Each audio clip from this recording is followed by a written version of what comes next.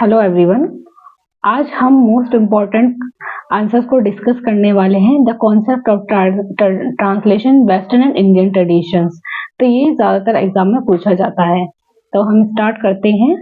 Video and तक देखोगे तभी आंसर समझ में आएगा आपको। स्टार्टिंग में स्किप करोगे तो आंसर नहीं समझ में आएगा। चलो शुरू करते हैं। इंट्रोडक्शन।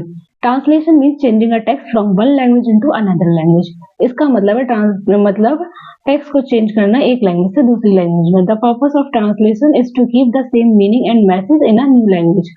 तो इसका पर्पस है टेक्स्ट को ट्रांसलेट करना, और मतलब कि द पर्पस ऑफ ट्रांसलेशन का पर्पस है इज टू कीप रखना द सेम मीनिंग, वही meaning and message in a new language में भी वही मीनिंग और वही मैसेज रखा जाएगा। It is not only about changing words, ये सिर्फ वर्ड्स चेंज करने के बारे में नहीं है, but also about sharing ideas share करने के बारे में, फीलिंग्स शेयर करने के बारे में, एंड कल्चर को। तो ट्रांसलेशन के माध्यम से पीपल कैन रीड, लोग पढ़ सकते हैं, एंड अंडरस्टैंड, समझ सकते हैं बुक्स को रिटन इन अदर लैंग्वेजेस, जो दूसरी लैंग्वेज में लिखी होती है। Both western and Indian tradition, western और इंडियन ट्रेडिशन जो है हैव देयर ओन व्यूज, उनके खुद के व्यूज हैं अबाउट ट्रांसलेशन के ऊपर। इन बोथ ट्रेडिशन, दोनों परंपराओं में translation play an important role, वो एक इम्पोर्टेंट रोल निभाती है इन स्प्रेडिंग नॉलेज को फैलाने में। Religion and literature from one place to another place, मतलब साहित्य को एक जगह से दूसरी जगह ले जाने में।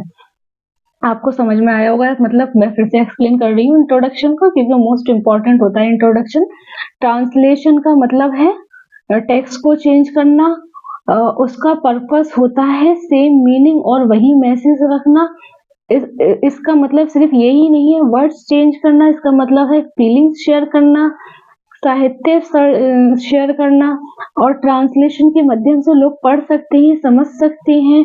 और वेस्टर्न और इंडियन ट्रेडिशन के दोनों के अपने अपने व्यूज हैं ट्रांसलेशन के ऊपर। दोनों ही ट्रेडिशन में ट्रांसलेशन एक इम्पोर्टेंट रोल प्ले करती है नॉलेज को फैलाने में और साहित्य को एक जगह से दूसरी जगह ले जाने में। ओके, अब चलते हैं हम translation in western tradition. In the western world में translation start in ancient Greece and Romes. तो ट्रांसलेशन एंशियंट ग्रीस और रोम से स्टार्ट हुई। राइटर्स लाइक सिसरो, राइटर जो थे सिसरो को पसंद करते थे, and Horace said that translation should not be word for word, कि ट्रांसलेशन वर्ड फॉर वर्ड नहीं होनी चाहिए। हॉरेस ने कहा ड्यूरिंग द रेनेसां पीरियड में ट्रांसलेशन बिकम इम्पोर्टेंट, वो इम्पोर्टेंट हो गई because people wanted to read the classical works, क्योंकि लोग क्लासिकल वर्क्स को पढ़ने के लिए उनकी दिल से इच्छा करने लगी, वो सोचने लगे। Of Greek and Roman writers in their own language, वो ग्रीक और रोमन राइटर्स को अपनी लैंग्वेज में पढ़ना चाहते थे। Later John Dryden gave 3 types of translation, उन्होंने 3 टाइप दिए ट्रांसलेशन को। Metaphrase word for word translation, paraphrase sense for sense translation, imitation free translation with more creativity. मतलब metaphrase word for word translation होती है, पैराफ्रेज मतलब समझ के साथ translation, imitation free translation with more creativity. In modern time के जो translator थे like Eugene Nida and Catford, वो broad scientific idea of translation. तो मॉडर्न टाइम के जो ट्रांसलेटर थे like Eugene Nida and Catford, वो साइंटिफिक आइडिया लेके आए ट्रांसलेशन के लिए। निदा ने कहा that translation should create the same effect, तो ट्रांसलेशन को सेम इफेक्ट क्रिएट करना चाहिए ऑन रीडर्स के ऊपर of the new language as it did on readers of the original text, जैसे कि ओरिजिनल टेक्स्ट में रीडर्स के ऊपर पड़ती है। Therefore western tradition focus on accuracy, इसलिए जो वेस्टर्न ट्रेडिशन है ना उसने सटीकता पे फोकस किया है, एक्यूरेसी सटीकता पर, स्टाइल शैली पे, एंड रीडर्स अंडरस्टैंडिंग और रीडर की समझ पे। ट्रांसलेशन इन इंडियन ट्रेडिशन, तो इंडियन ट्रेडिशन की ट्रांसलेशन, अब हम ट्रांसलेशन इन इंडियन ट्रेडिशन मतलब इंडिया की परंपरा पढ़ेंगे क्या है ट्रांसलेशन के ऊपर। In Indian translation, in India translation, India की जो ट्रांसलेशन है हैज बीन डन, चली आ रही है सिंस एंशियंट टाइम से। Many Sanskrit text were translate into पाली में ट्रांसलेट हुए, प्राकृत में, पर्शियन में, and later into regional languages और क्षेत्रीय लैंग्वेज में ट्रांसलेट हुए। इन इंडियन व्यू, इंडिया के जो व्यू है, translation is not just the change of language, वो जो है लैंग्वेज चेंज नहीं है, but also culture and spiritual exchange, वो जो है संस्कृत एंड आध्यात्मिक आदान प्रदान है, एक्सचेंज है।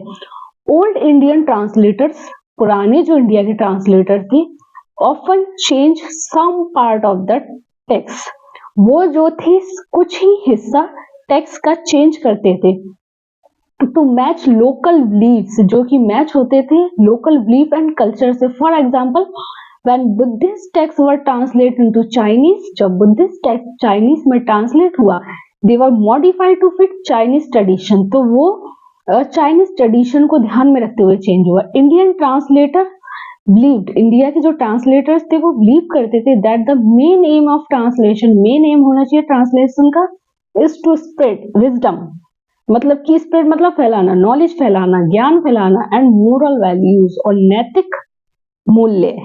इन modern India translation help to connect people of different language, तो मॉडर्न इंडिया में ट्रांसलेशन जो है लोगों की मदद करती थी कनेक्ट होने में दूसरी लैंग्वेजों से।